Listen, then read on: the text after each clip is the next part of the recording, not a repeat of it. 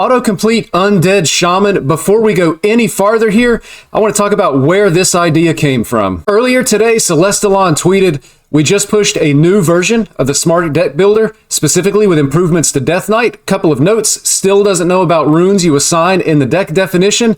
It does know about runes that are actually in use. For example, throw in Marrowgar and then autocomplete, and you'll get a good triple unholy deck." So then, that got me to thinking. First, I wanted to try Lord Marrowgar triple unholy deck, as Celestalon suggested. So we're going to drop in Lord Marrowgar and then complete my deck. And you can see here that the deck that comes out is actually really good. It looks like a meta deck that we would see in Hearthstone every single day. I mean, you can see exactly the same cards that people are running on the ladder, only one construct quarter, so on and so forth.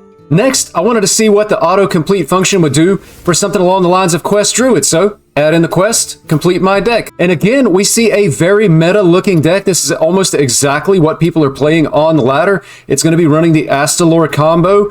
One note here about the band manager. It does not actually put the band in the deck. That's still a feature that's going to be in the works, according to Celestalon.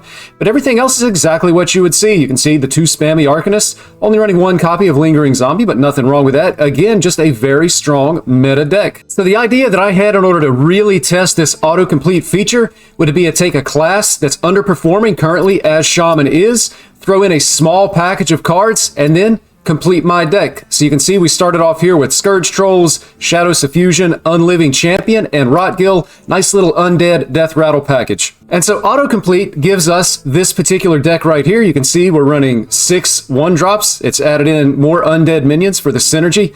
Sir Finley is included in here. I actually don't like Finley, so I'm going to cut that. But then you look at the rest of the deck. Bone Flinger's a little bit questionable. It is an undead minion, but weak. A little bit of resource generation here. Deathweaver Aura, that's going to be a really solid addition to this particular deck.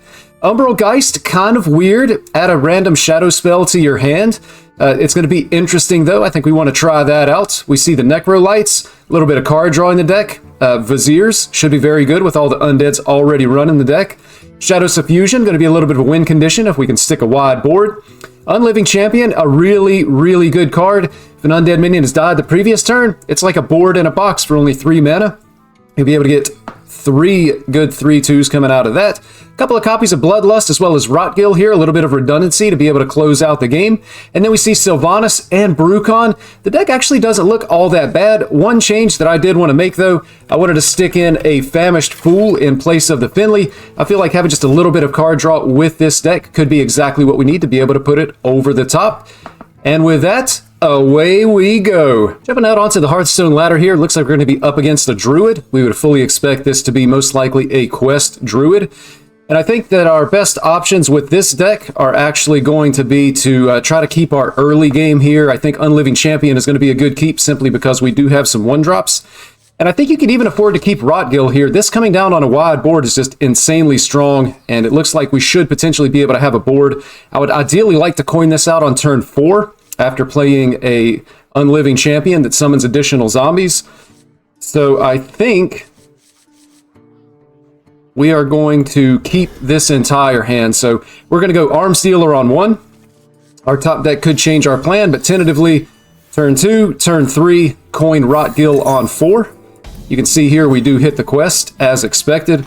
So I'm going to go ahead and get down the Arms Dealer. And then on turn 2, we're actually going to be able to play 2 1-drops. So that's going to be a nice little start for us for the deck here.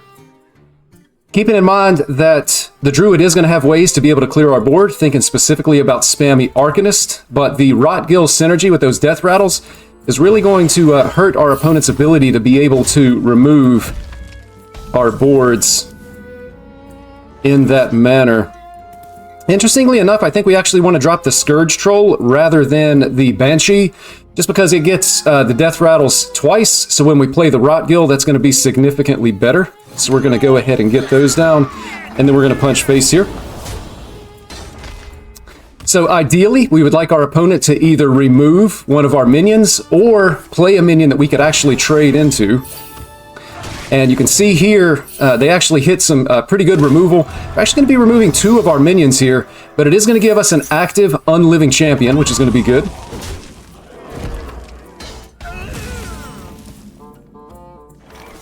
And so we're going to get down our Unliving Champion and punch face. So we've got a nice wide board. Our opponent likely wants to ramp with something like a Wild Bloom Seedsman. And actually, they have Guff, so now we're going to coin out the Rot Gill exactly as we had planned. All of this is going to receive that buff.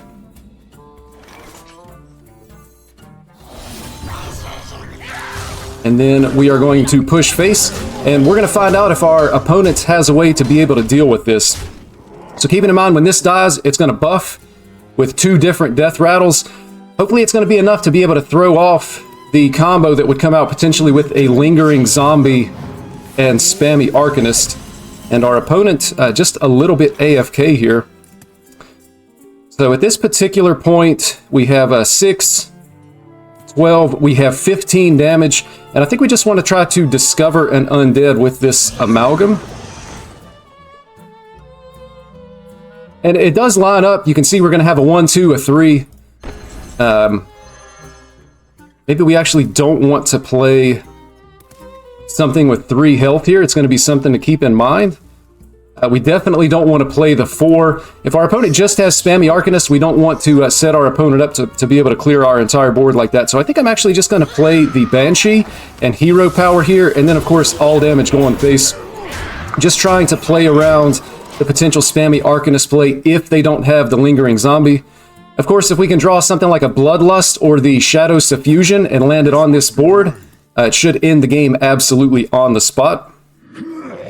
We see the zombie and we see the spammy here, so our opponent able to get to that combo. But not quite able to clear the board. As you can see, the buffs landed. We still have 16 on the board. Do they have a way to be able to remove one of these minions? They don't, and you can see we actually win a game with autocomplete Undead Shaman. Absolutely fantastic. The feature has been revamped. Feel free to check it out for yourself. The decks, hey, you can actually win games here close to rank 300 Legend. I'm Uncorrupt. Thank you so much for watching, and good luck out on the ladder.